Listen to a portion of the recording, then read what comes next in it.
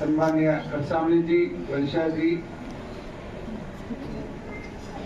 Manoj madam, हमारे मित्र ज्येष्ठ journalist Sudhir ji, सभी शिक्षक और विद्यार्थी भाई और बहनों, वास्तव में जैसे सुधीर जी ने यहाँ पर कहा उसी प्रकार हम भी जब नीचे से ऊपर आए थे तो हमने सोचा कि जब पीएम श्री के अंतर्गत एक छोटा सा आपको दिया गया सब्जेक्ट है और उसके ऊपर यहाँ डिबेट होगा, तो हमने कहा जो लोग हमारे साथ में आए हैं, नीचे बैठे हुए जो लोग हैं वो भी कोई आम आदमी नहीं है, वो बहुत बड़े एडिटर है, बहुत अच्छे डायरेक्टर है, और वो उनको हमने कहा कि सिर्फ 3-4 मिनट में हम लोग यहाँ पर उद्घाटन करके आते हैं। आज पूरा 50 मिनट तक आपने हमें घेर लिया।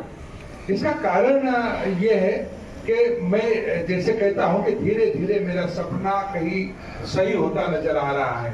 सपना हमने क्या देखा था? सपना हमने क्या बिल्डिंग बनाने का देखा था? सपना हमने क्या यहाँ पर कोई राजमहल बनाने का देखा था? सपना हमने ये देखा कि जो आम आदमी है, जो कष्टकरी है, उसके जीवन में जो कष्ट है, उस कष्ट को, जो पीड़ा को कैसे खत्म किया जा सकता है। शास्त्रज्ञ क्या काम करते हैं, इंजीनियर्स क्या काम करते हैं? इंजीनियर्स ये देखते हैं कि जो आम आदमी है उसको जितनी भौतिक सुविधाएं है वो कैसे प्रदान करे कि जो उसकी जो कैपेबिलिटी है वो बढ़े, वो ज्यादा काम करे, राष्ट्र के हित में काम करे, परिवार के हित में काम करे, राज्य के हित में काम करे। और इसी प्रकार जब आप डिबेट करते हो तो इसका मतलब ये है कि आप आपके भारतीय संविधान को जानने लगे हो, उसमें आपके जो मूलभूत अधिकार है उसे जानने लगे हो। मूलभूत अधिकार का अर्थ ये है, जैसे हम यहाँ पर हमारे भारत के संविधान की जो प्रस्ताविका है उसे हम रोज पढ़ते हैं, लेकिन क्या हम उसके बारे में जानते हैं? नहीं जानते। सिर्फ हमसे वहां पर वो बुलवाया जाता है इसलिए हम बोलते हैं। उसका अर्थ हम कभी समझते हैं? कभी नहीं समझते हैं। राष्ट्रगान के बारे में हम कितना जानते हैं? नहीं जानते। राष्ट्रगान हमें बस याद है। उसके अलावा हम अगर उसको हमारे जीवन में उतारने का प्रयास करेंगे तो निश्चित रूप से जो प्रयास आपने किया है, सुधीर जी ने तो आपको ऑफर दिया यहाँ पर TV1 इंडिया के माध्यम से, वो हमेशा ही सुधीर जी, मैं यहाँ बैठे बैठे आपने इस बस्ती के कई विषयों को लगातार मतलब वहां उठाया है और उसके चलते हमने क्या क्या पाया है।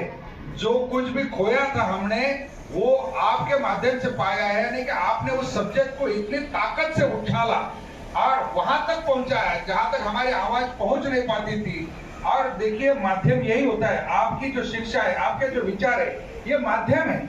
ये माध्यम हमारे जीवन में, जो हम बोलते हैं कि आजादी के 75 साल हो गए, आजादी के 75 साल के बाद अभी हमारे देश के संविधान लागू होने के 75 साल हो गए, यानी कि आजादी के 2 साल बाद हमने संविधान को स्वीकार किया, आज उसे 75 साल हो गए। अभी अगले साल 26 जनवरी को शायद मोदी जी अमृत महोत्सव करेंगे संविधान लागू करने का। लेकिन संविधान लागू के बीच में आज भी हम कहते हैं संविधान अच्छा, संविधान बुरा है।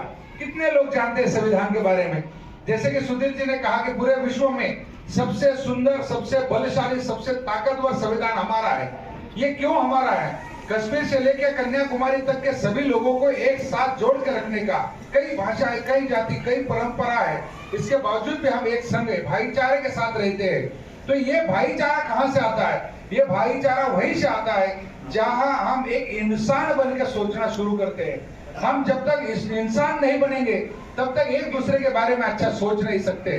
कई लोग देखते हैं कि हमें शिक्षा, अरे शिक्षा बस खाली वो किताबी कीड़े बनाने का काम यहाँ पर नहीं करना है, हमें इंसान बनाना है। और इंसान जब आप बनोगे तो कभी इंसान के बारे में गलत नहीं सोचोगे, और गलत सोचना ही नहीं है तो फिर काय के लिए पुलिस और काय के लिए मिलिट्री रहेगी। हर आदमी एक दूसरे को भाईचारे से देखेगा, तो जो संरक्षण के ऊपर हमारा खर्च होता है वो खर्च कम होगा।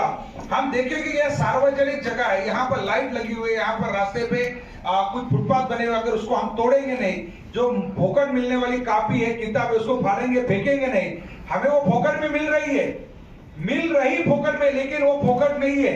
उसके लिए हमारे माँ बाप मेहनत करते हैं, उसके लिए, क्योंकि उसके लिए हमारा जो मेहनत है, हमारे जो कष्ट है, और जब तक इन प्रकार के योजनाओं के ऊपर खर्च होगा, आप ये भी जानिए योजनाओं के ऊपर खर्च होता है, वो लालच के रूप में हमें दिखाते हैं। लालच नहीं, वो हमारा अधिकार है, और अधिकार हमें जब मिलता है, उस अधिकार को अधिकांश लोग ये नहीं जानते हैं कि उसका कर्तव्य क्या है। वो अधिकार के साथ में कर्तव्य ये है कि पहले तो हम जब पढ़ते थे, वो कॉपी किताब तो हमें खरीदनी पड़ती थी।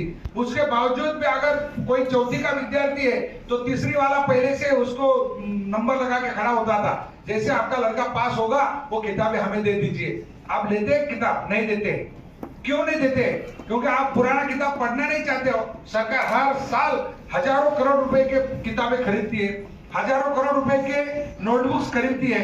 कितने पेज मैं पीछे देखता हूं कि डिब्बे के डिब्बे हमको वहां से मिलते हैं। क्यों फाड़ के फेंकते हैं आप लोग? क्यों ये नहीं समझते कि इसके वजह से हमारे गरीबी का दर दिन ब दिन बढ़ते जा रहा है। गरीबी को अगर हमें कम करना है तो हमें हमारे आदतों में सुधार लाना पड़ेगा।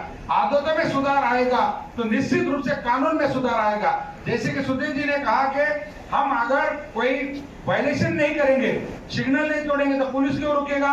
हेलमेट डाल के जाएंगे तो पुलिस क्यों रोकेगा? पीयूसी साथ में रहेगी तो पुलिस क्यों रोकेगा? वो रोकता है और हम रुकते हैं और जेब में हाथ डाल के उसके जेब में डालते हैं। तो भ्रष्टाचारी कौन है? भ्रष्टाचारी हम हैं।